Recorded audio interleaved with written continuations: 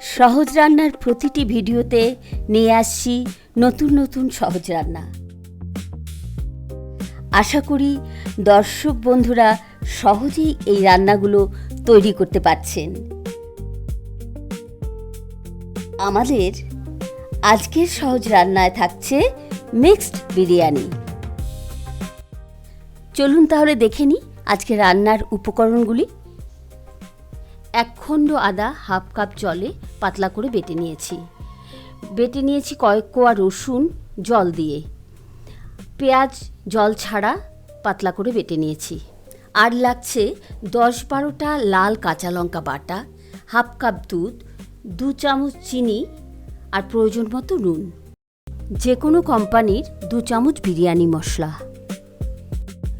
মশলা ছাড়াও মিক্সড বিরিয়ানি বানাতে আরও কিছু উপকরণ লাগবে। 200 গ্রাম পনির বড় বড় করে কেটে তেলে ভেজে রেখেছি। 250 গ্রাম চিংড়ি মাছ খোসা ছাড়িয়ে নুন হলুদ দিয়ে তেলে ভেজে রেখেছি। 4-5টা সেদ্ধ করা আলু নুন হলুদ মাখিয়ে তেলে ভেজে রেখেছি।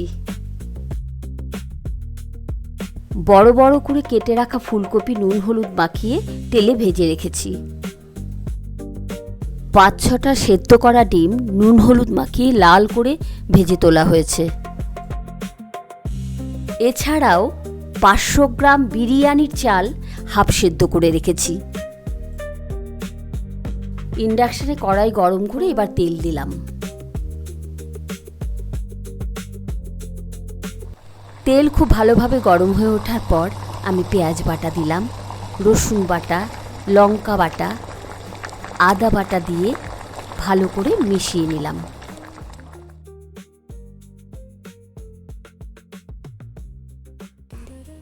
এবার মশলাটা ভালো করে কষাতে কষাতে 2 চামচ চিনি, 1 চামচ লবণ দিয়ে আবার কষাতে থাকবো। মশলা কষাতে কষাতে যখন তেল ছেড়ে দেবে তখন ডিম, আলু, পনির আর ভেজে রাখা চিংড়িগুলো দিয়ে এবার ভালো করে মিশিয়ে নেব।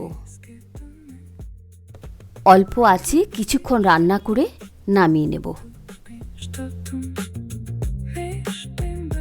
এবার ইন্ডাকশানে হাঁড়ি গরম করে ধোয়া তেজপাতাগুলো সাজিয়ে দেব।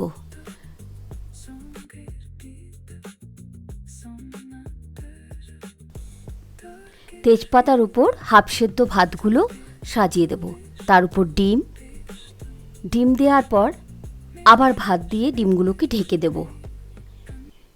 এভাবে পরপর আলু, পনির, চিংড়ি, ফুলকপি সব পরপর স্তরে দিয়ে যাব।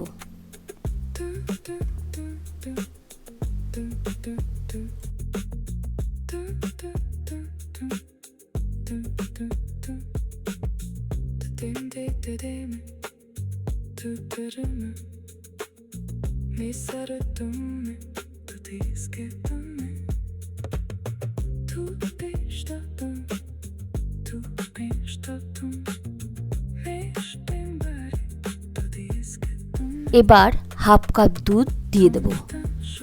বিরিয়ানি মশলাগুলো সুন্দর করে ছড়িয়ে দেব।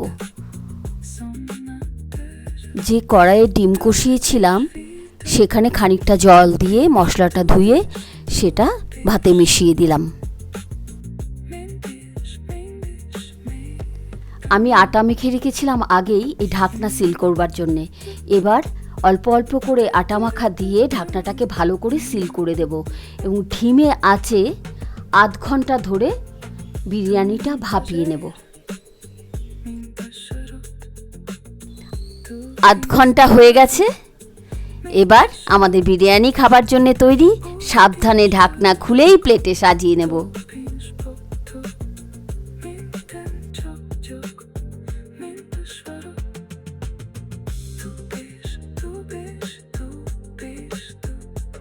রায়তা ছাড়া বিরিয়ানি ভাবাই যায় না, তাই আমি রায়তা আগেই তৈরি করে রেখেছি। চিকেন মাটন ছাড়া বিরিয়ানি খেতে চাইলে খুব সহজেই বানিয়ে ফেলুন মিক্সড বিরিয়ানি। আবার ফিরে আসব নতুন কোনো সহজ রান্না নিয়ে। আমার এই সহজ সহজ রান্না আপনাদের ভালো লাগলে অবশ্যই লাইক, শেয়ার এবং সাবস্ক্রাইব করবেন।